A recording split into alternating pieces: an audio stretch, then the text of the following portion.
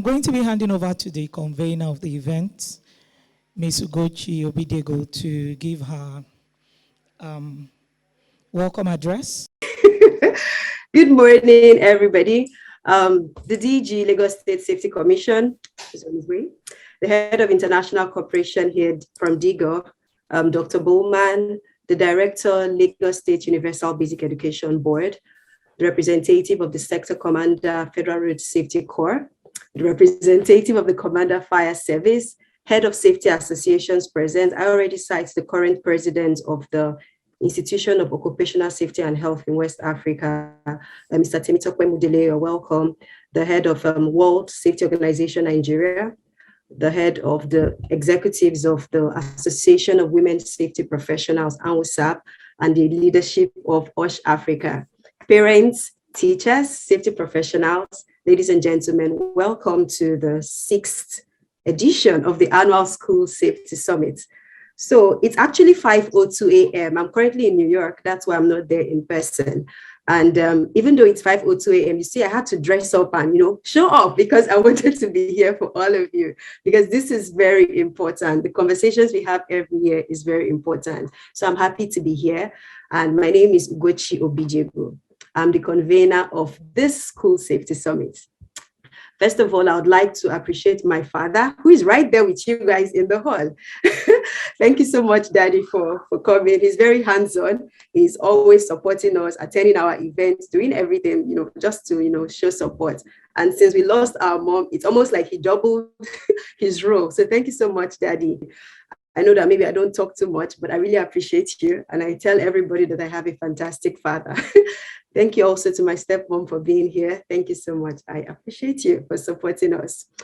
To the amazing committee that has worked towards putting this summit together, I would like to really say thank you. I know it's not easy working across different time zones, but look at it, we're doing it, right? Thank you so much. Special shout out to the COO, Fisayo Ajala. Well done, well done, well done. Thank you. Gift, Adam, Mary, thank you so much. I'd also like to thank our amazing speakers who came early. In fact, Dr. Bowman was the first person here. Thank you so much, Dr. Bowman, for always supporting me and sharing about my work on different platforms in different countries. Thank you. I appreciate everything. Thank you to Mr. Rotimi, Dr. BC, Ms. Sanusi, Mrs. Dudu, Dr. Abdullahi Diallo, and my friend Alpha Jalod, who is also here. Thank you. I know that our participants are going to learn a lot from listening to you all today. So I didn't just come to just do plenty thank you this morning. We have a lot of things to talk about. Over the past 6 years, we've held this summit as a way to contribute to capacity development efforts for parents and educators. The summit is a forum to identify safety challenges in the school system and provide solutions to them. We don't just want to talk only about the problem. We want to talk about it and then provide solutions. The theme of this 6th edition is very important because it's actually the foundation of the work we do here at the Safety Chief Limited. And that theme is child safety, importance of a systematic safety education, because we can no longer continue to just teach children about safety when something is trending on social media or when it's showing up on the news. No, we have to be more intentional about how we teach children how to stay safe in different situations. So I'm going to share some stories with you because when I train and I teach, I love to use stories because people don't forget stories. It sinks into their heart. They remember it, they tell it to other people. So in 2006, Chloe Woods, a 5-year-old, saved her blind grandmother from a burning building. When police eventually got to this site and she was asked, how did you know what to do? She said that was what they taught them when her school visited a fire station. In 2017, Jacob O'Connor pulled his younger brother out of a swimming pool and he administered CPR. When he was also asked, how did you know what to do? He said he watched a movie called San Andreas. And in that movie, The Rock, I don't know if a lot of us should know The Rock, Dwayne Johnson, he's always acting all these action movies. So in that movie, he had pulled somebody out of water and he proceeded to give CPR, compressions on the chest. So this little boy just watched it in a movie And when his younger brother fell into a swimming pool at home, he pulled him out and he did the same thing. Now, if somebody had told The Rock that a child is going to watch this movie and literally use it to save the brother's life, it would have seemed impossible. But that is what happened. Now, of course, the boy was not a professional at giving CPR. But what is important is that he was able to take action. And doctors said that it was because he did something. That was what gave his younger brother a chance at life. In 2018, I returned from the Mandela Washington Fellowship in the US, and I had to have this book reading session with children at a book club. So usually when I have to train children, I use a lot of stories and I use real examples so that they can understand that what we are doing is really important. And at that time, a little girl had just been kidnapped from church. So I told them the story of this girl that was kidnapped from church. And one of the girls raised up her hand and she said, that girl should not have followed a stranger without asking for the family password. So I was curious, how did you know about the family password? And she said, I've read your child safety storybook before. This confirmed my theory again, that children can relate safety lessons presented to them in a fun way to real life situations. So there are so many stories like this. I've just given you 3, but there are so many stories like this in our community, in our country, around the world, of children actually taking action because they saw something or somebody said something to them. Children are like sponges. If we equip them, they can act for themselves and for others. 2, they are not too small to learn. Chloe was 5 years old. Jacob was 10. I think he was either 7 or 10. And then the girl at the book club was also 7. So you can see that age does not mean that they cannot take action. Okay. And then the third thing is that the medium used was age appropriate. So the stories I shared with you, one child visited a fire station, another child watched a movie, another child read a storybook. Now, these are not traditional ways of how learning happens in the classroom, but learning actually happened. And because that learning happened, they were able to take action. Now, this is fantastic that, the children picked up something in a fun way and were able to, relate it to a real situation. But it is not enough.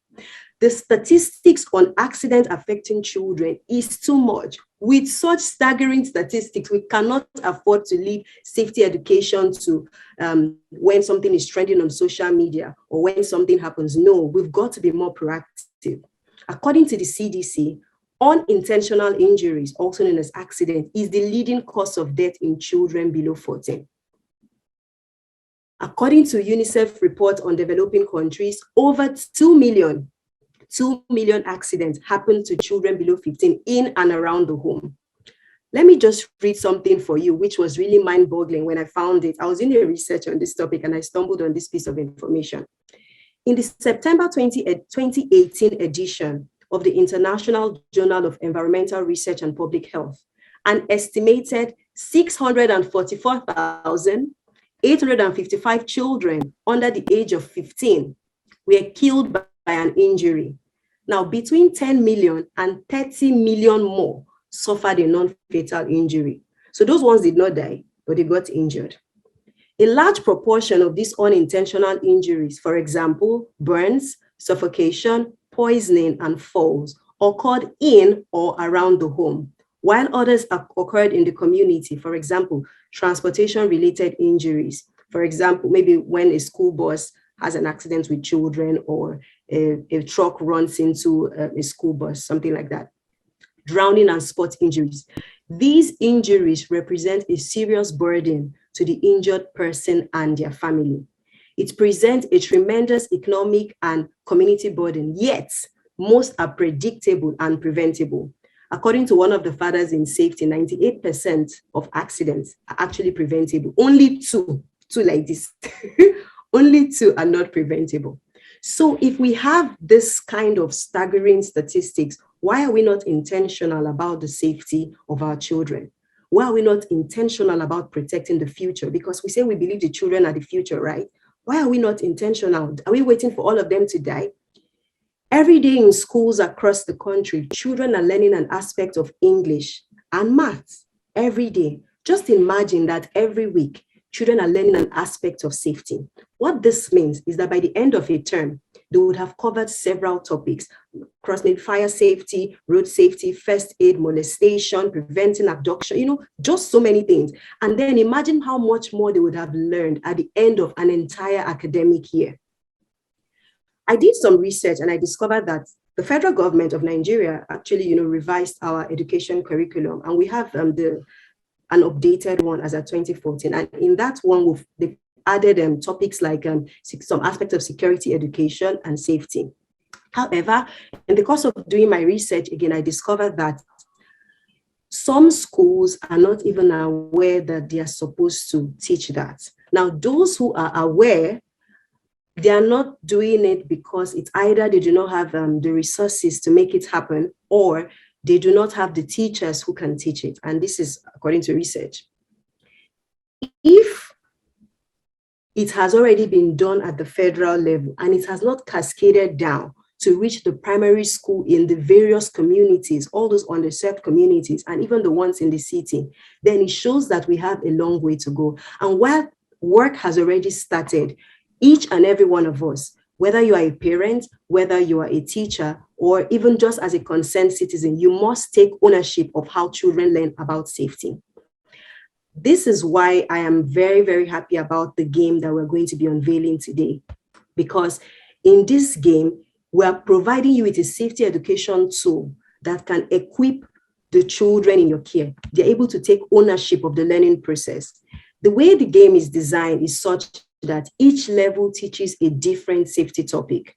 So remember all the topics I mentioned earlier, right? So each level teaches it differently using a story. At the end of each story, they have to answer questions. The questions are designed in a scenario-based way so that the children put themselves in the shoes of that situation and take the right action. What happens is that it is doing something to their minds, so that when they find themselves in a situation like that in future, they can take the right action. So what we are trying to work on is behavior modification. And we're taking away the burden of learning by making it fun and memorable.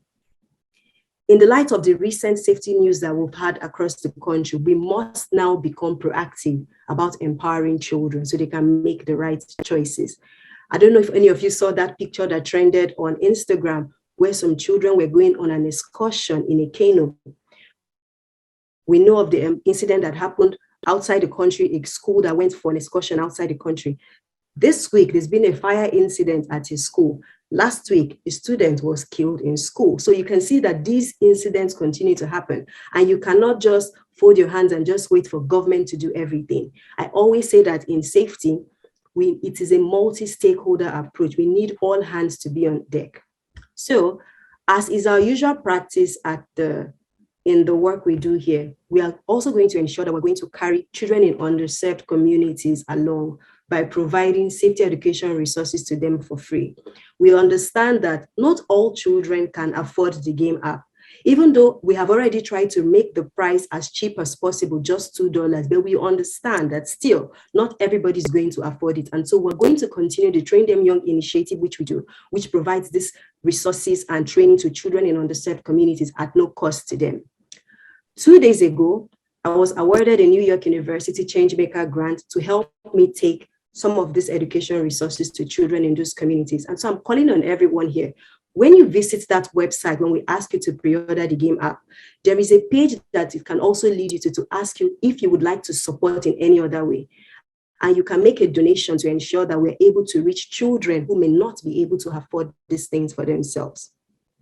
As much as my organization is really interested in creating innovative safety education products for the African child, I am offering myself to work with agencies and governments to integrate safety education in schools.